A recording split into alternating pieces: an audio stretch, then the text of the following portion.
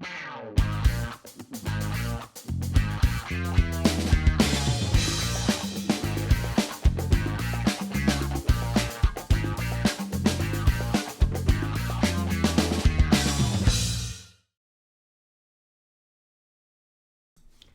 afternoon, everyone. It's Katie from Without a Crystal Ball.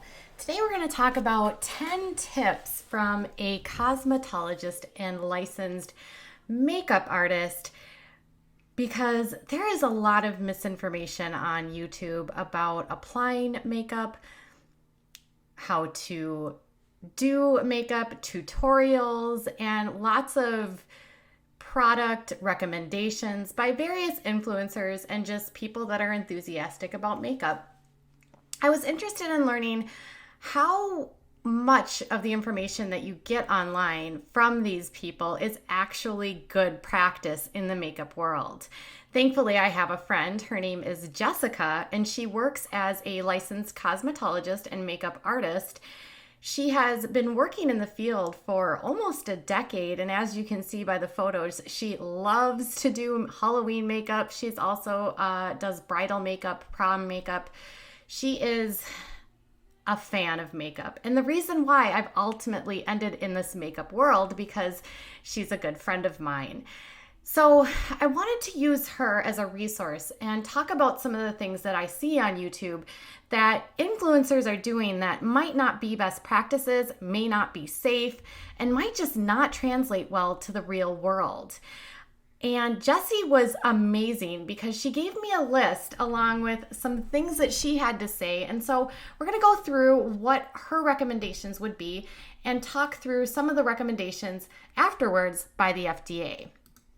So Jessie started out by saying licking a brush is gross. Your mouth has enzymes in your saliva to help break down your food. There's bacteria in your mouth as well, so it's not meant to go in around your eyes. You'll see influencers often licking their brushes to wet it down to apply eyeshadow or to apply various powders to their face. They think that by adding making the powder wet, it will apply better. But Jessie says, do not lick your eyeshadow or do not lick your brush to introduce bacteria from your mouth to your eyes. The FDA agrees and says that by doing so, you can introduce bacterial infections into your eyes, and eye infections can be very harmful. The next thing that she said that she sees a lot on Instagram as well as on YouTube are using fingers to apply eyeshadow or putting fingers into a bottle of foundation. She said, your hands are gross and they're full of germs. So if you have to use your fingers, make sure you wash them prior to any application. She said to pour the primer in the foundation, if necessary, onto the back of your hand. And then if you must, apply with a freshly cleaned hands.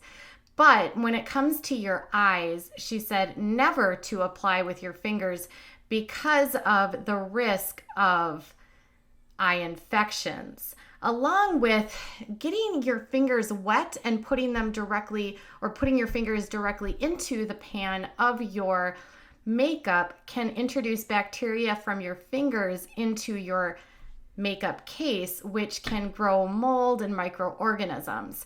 It's not safe for your eyes. It's not safe for the makeup. It just isn't safe. Use a brush. Clean your brush or use a sponge. Jessica actually recommended using a sponge if you want to get the deep look of using the way that the influencers use their fingers. She said you can get the same look if you use a sponge. Wetting the brush. She said don't wet the brush. She said the effects can look amazing, but the moisture in the shadow pan creates a breeding ground for bacteria, mold, and fungus. If you want the effect, put some of the product you want to wet in a different container or palette and then wet the brush and apply, but don't dip directly into the pan. That counts for double dipping onto cream products as well, she said. And you'll see a lot of influencers getting their brushes wet and then putting it directly into the pan. And it, again, as she said, it will increase your chances of adding bacteria to the products, which then can result in bacterial infection. Blowing on brushes can also be problematic because, again, your mouth has all kinds of germs inside of it. She said bacteria from your mouth can actually get into the brushes, which then are applied to your eyes or face. And the infections you get are worse if you actually wear contacts. The next thing she said is using lip products on eyes. She said the ingredients may say that they're eye safe, but if you've used it from the applicator on your lips, then you put the back into the container, don't put it on your eyes. Mouths are gross, she said. If you have a new product you wish to use for both eye and lip application, put some on a palette and back on your hand and then use a brush to apply. Now, the FDA actually says don't ever use products that are lip products on the eyes because they are not, even if they say they're safe for the lips, they're not necessarily tested for the lips. And because they're not necessarily tested for safety around the eyes, that it's just better not to use these products on your eyes. Use a eyeshadow, an eye pencil, but never an eyeliner or a lipstick. She also said, don't share your lipsticks. Don't share your products. You don't want to share germs. So really, as much as you'd like to share your makeup with friends, don't. Makeup sharing you can cross bacteria, you can share germs, you can introduce germs. It's just better not to share your makeup. Now, she had some things to say about some of the techniques she sees on YouTube as well on Instagram, and she was pretty clear and critical about why these techniques are not practical for everyday use and not the best even in the sense of as you age. She said that baking is a theater drag technique and it's great for being on stage if you have to be on stage all night. She said, but it's not good for real life. It adds textures to your under eyes, which will actually make you look tired and aged.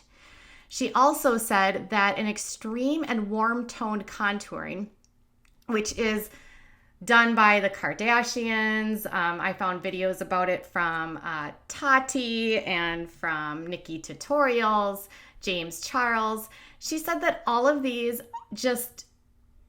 they don't translate into the real world. And she said there's two main issues that she sees with this technique. She said, first off, during the daylight in the real world, extreme contours will look silly. It becomes an orange or brown line across your face and around your chin and hairline. And she said the second that these people, the second thing is that these people use very, very warm colors to contour. But she said shadows are ash toned, not warm. So the look isn't natural. And she said bronzing is not contouring. She's very adamant that too much contour will make you look bizarre in the real world. It won't translate, and you'll get that very caked on, over-applicated look. So as much as these people love to do this for the camera, it wouldn't look good if you're going to work.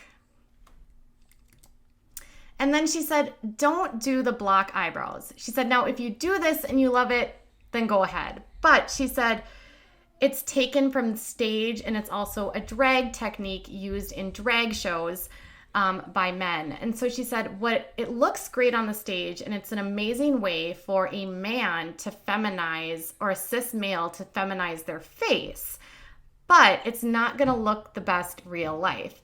So she said, try to keep your brows looking as natural as possible, and each person has a very unique brow shape. She said, enhance your brow shape, don't erase it, and just make them look as natural as possible. She wanted to just remind people that wearing makeup should really just be fun, and you should wear it as much as or little as you want to, but don't allow influencers to make you think that you need products or just wear a certain technique to look good. She said 90% of people never rock that much makeup in person. So I actually thought her tips were really amazing, because it's true. If you watch some of these videos, you'll see the amount of makeup that they put on and you're like, do I need this? And then the one thing I often notice is they're always promoting so many different products. They want you to use primers. They want you to use concealers. They want you to use setting sprays and setting foundations and all of these different products. Jessie told me in a conversation a couple weeks ago that primers are almost always never needed. She said that you can get the same look if you put your foundation on first. And another thing that she suggested is if you're using dark colors on your eyes, do your eyes before you actually put your full face of foundation on. That way you won't have to deal with the fallout that goes onto your face and get your makeup ruined. Jessie has tons of information on makeup, and I really hope to have her on the show at some point. She's a busy mother, and she's got 3 kids, and she's got a baby, but she's really taught me so much about makeup, and I thought it would be beneficial to share with you. Now, the FDA actually has some pretty similar things to say about it. They say that don't use eye cosmetics if they cause irritation. They said avoid using eye cosmetics if you have an eye infection. She said, be aware that there's bacteria on your hands and that if you place that in your eye, you could get an infection. So wash your hands before applying any cosmetics on the eyes. She said that it also says make sure that the instrument you place on the eye is clean. Don't share cosmetics, like Jessica said. Don't allow cosmetic to be covered with dust or contaminated with dirt or soil, so keep their containers clean. Don't use old containers of eye cosmetics and discard mascara 3 months after you purchase. Discard dried mascara. Don't add saliva or water to moisten it. The bacteria from your mouth may grow in the mascara and cause an infection. Adding water may introduce bacteria and will dilute preservatives that are intended to protect against microbial growth. Don't store cosmetics at temperatures above 85 degrees. When applying or removing eye cosmetics, be careful not to scratch your eyeball. Don't use cosmetics near your eyes unless they are intended specifically for that use. For instance, don't use lip liner as an eyeliner. You may be exposing your eyes to contamination from your mouth, just like Jessie said. And avoid color additives that are not approved for use in the area of the eye, such as permanent eyelash tints and kohl. Be especially careful to keep kohl away from children. Other general tips that they suggest are reading the labels and following the directions, washing your hands, don't share makeup, keep your containers clean and tight, throw away cosmetics that smell or are changing in color, and make sure that they stay in a well-ventilated area. Do not use, this one is kind of the same, but don't use lip liners on your eyes. Don't add saliva to mascara. Throw away eye makeup if you've used it after you get an eye infection. And then understanding cosmetic labels. This one I think is really big because right now there's this huge push in the industry that everything is organic or hypoallergenic. And the FDA wanted to remind people that those labels can actually be deceiving because hypoallergenic doesn't mean that the product won't cause you to have an allergic reaction. And the FDA doesn't define what hypoallergenic means, as well as organic or natural cannot determine the safety of a product. So it says don't assume that organic products are safer than products made with ingredients from other sources. The USDA defines what it means for cosmetics to be labeled organic. However, there's no formal USDA or FDA definitions for natural. And always make sure you check your expiration dates. Now, some of the big things are making sure that you don't get mold, bacteria, funguses in your makeup. So make sure that you don't add water to your eyeshadows. Don't use your hands to apply makeup to your eyes. Don't put your fingers directly into your eyeshadow pans. Make sure that you clean everything and keep everything clean. Clean your brushes. And then this is just to expand on the organic thing, and it just says that ingredients don't determine safety. So even if it's a plant that's organically grown, that doesn't mean it will be any less toxic or any less allergenic than a regular conventionally based product or ingredient. So organic is a myth. It's a trendy way for you to feel like you're using a natural product that really doesn't mean a whole lot, and it doesn't necessarily ensure that the products are safe. If you want more information about makeup safety, make sure you check out the FDA. All of the information I just provided comes from their website. Also, have fun with makeup, be careful with makeup, and please, like Jessica said, do not think that you need to have a million different makeup products, 20 different palettes, 30 different eyeshadows, 18 different foundations simply because a influencer is using them. There are so many products that they push that aren't necessary, and for everyday use, just go to the store and talk to someone that sells makeup. All right, you guys, I hope you have a wonderful day, and I hope you enjoyed these tips from a cosmetologist. Bye.